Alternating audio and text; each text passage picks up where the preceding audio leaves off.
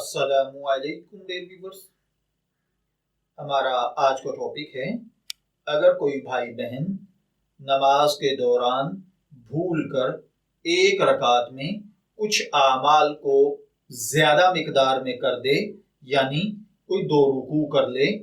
یا ایک رکعت میں بھول کر وہ 2 کی بجائے 3 سجدے کر لے، یا سورہ فاتحہ بھول کر پھر دوبارہ سے پڑھ لے، تو ایسی صورت میں اسے کیا کرنا ہوگا؟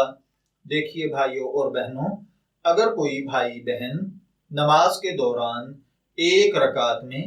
2 رکوع کر لے، یا ایک رکعت میں 3 سجدے کر لے، یا سورہ فاتحہ پڑھ کر بھول جائے اور پھر دوبارہ سورہ فاتحہ پڑھنی شروع کر دے، تو ایسی صورت میں اس بہن بھائی کو جب یاد آ جائے تو اسی نماز کے دوران اس کو سجدہ سہو کر لینا چاہیے، اس سے نماز ادا ہو جائے گی۔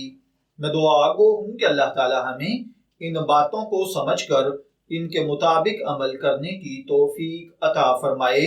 شبیر احمد کو اجازت دیجیے، پھر حاضر ہوں گے کسی نئے ٹاپک کے ساتھ۔ تب تک کے لیے اللہ حافظ۔